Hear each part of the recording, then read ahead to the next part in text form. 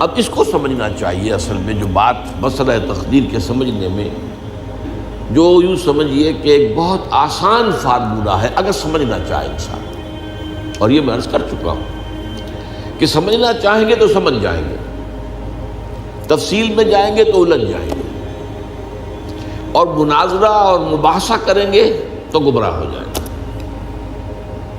چنانچہ اسی پر میں حدیث آپ کو سنا چکا ہوں کہ ایک مرتبہ حضرت ابو ہریرہ فرماتے ہیں کہ حضور صلی اللہ علیہ وسلم برآمد ہوئے اپنے حجرے سے، اور ہم مسجد کے گوشے میں بیٹھے ہوئے تقدیر کے بارے میں بحث کر رہے تھے. تو آپ شدید ناراض ہوئے، اور اس قدر آپ کا چہرہ مبارک غصے کی وجہ سے سرخ ہو گیا کہ ایسے محسوس ہوا جیسا آپ کے گالوں میں انار کا رس جو ہے وہ ڈال دیا گیا ہے، وہ اس کے اوپر بہا دیا گیا. وہ سرخ قندھاری انار، اس کا تصور کیجیے، وہ عام انار نہیں جس کے اندر وہ رنگ نہیں ہوتا. پھر آپ نے فرمایا غصے سے، کیا تمہیں اس بات کا حکم دیا گیا؟ کیا مجھے تمہاری طرف اسی کام کے لیے بھیجا گیا کہ اس مسئلے میں تم بحث کرو؟ عزمت علیکم، میں تاکید کر رہا ہوں اس مسئلے میں بحث سے گریز کرو، بحث مت کرو. تو یہ مسئلہ اگرچہ اس اعتبار سے بڑا مشکل ہے، اگرچہ سمجھنا چاہیں تو سمجھ سکتے ہیں، لیکن میں ایک اور حدیث بھی آپ کو سنا دوں کہ اس پر ایمان کس قدر لازم ہے. یہ ایک تابعی ہے حضرت ابن دالمی رحمۃ اللہ علیہ، وہ فرماتے ہیں، طویل حدیث ہے، میں اس کا خلاصہ بیان کر رہا ہوں، کہ میرے دل میں تقدیر کے بارے میں کچھ وسوسے پیدا ہوئے، تو میں نے جو بھی کبار صحابہ اس وقت زندہ تھے، بقید حیات تھے، ان سب سے ملاقات کی. ابی ابن کعب رضی اللہ تعالیٰ عنہ، جن کے بارے میں حضور نے فرمایا ہے کہ اقرأہم ابی ابن کعب، میرے صحابہ میں قرآن کا سب سے بڑا عالم ابی ابن کعب. ان کے علاوہ عبداللہ ابن مسعود کے پاس بھی میں گیا رضی اللہ تعالیٰ عنہ، جن کی حدیث ہم پڑھ رہے ہیں. حذیفہ بن یمان کے پاس میں گیا رضی اللہ تعالیٰ عنہ.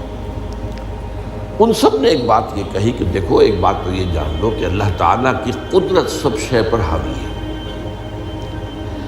اللہ تعالیٰ اگر لو ان اللہ عذب اہل سماواتہ و اہل ارضہ عذبہم وہو غیر ظالم لہم، اللہ اگر تمام آسمان والوں کو اور تمام زمین والوں کو عذاب دے تو اسے عذاب دینے کا حق حاصل ہے.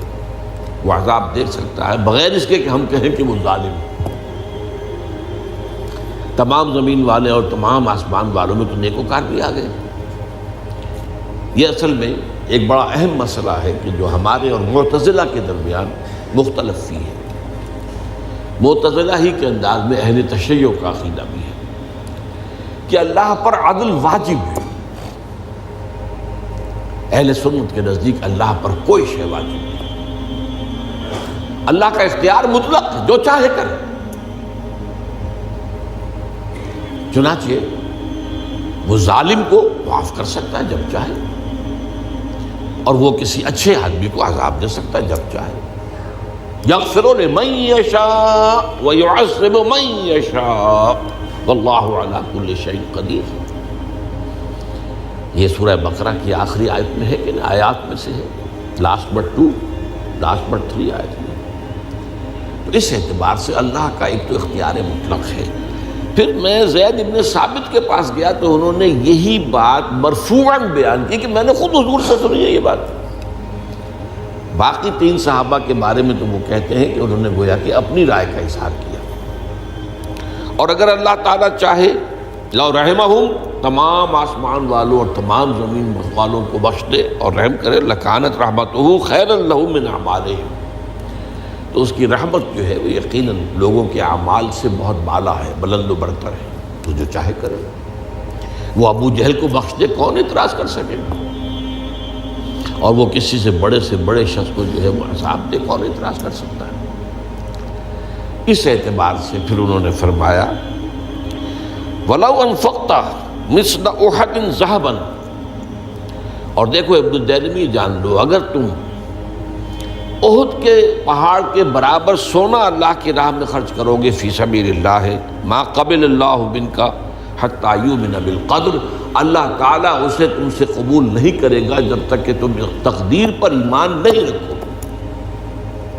اور اس کے بعد فرمایا اعلم، جان لو، انما اصابک لم یکن لیخطئک، جو چیز تم پر واقع ہوتی ہے، کوئی تکلیف آتی ہے، کوئی حادثہ پیش آتا ہے، وہ تم سے ٹلنے والا تھا ہی نہیں۔ مطلب یہ کہ تم سوچو کاش میں یوں نہ کرتا، یوں کر دیتا، اگر یہ ہو جاتا، وہ ہو جاتا تو میں بچ جاتا، نہیں، وہ تو آنے والی بات تھی، وہ اللہ کی کتاب، وہ اللہ تعالیٰ کے علم قدیم کے اندر پہلے سے لکھا ہوا تھا، تو موجود ہے، تو وہ تو آنی ہی آنی تھی۔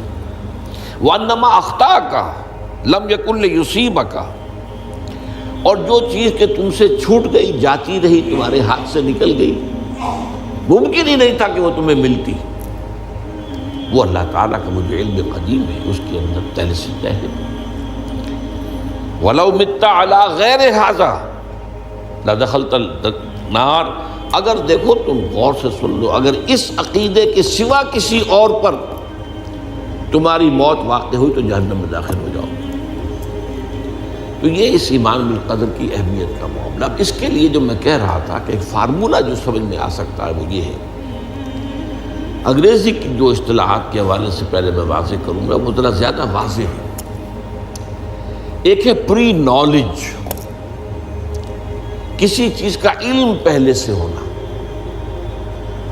ایک ہے پری ڈیسٹینیشن، کسی شے کا پہلے سے طے پا جانا۔ ان دونوں میں گڑبڑ کا نہیں کرنا چاہیے۔ اللہ کا علم قدیم اس کے جبر کو مستلزم نہیں ہے، اس کا علم ہے یہ کہ تم یہ کرو گے، اس کا مطلب یہ نہیں ہے کہ تم اس کے جبر کے تحت کر رہے ہو۔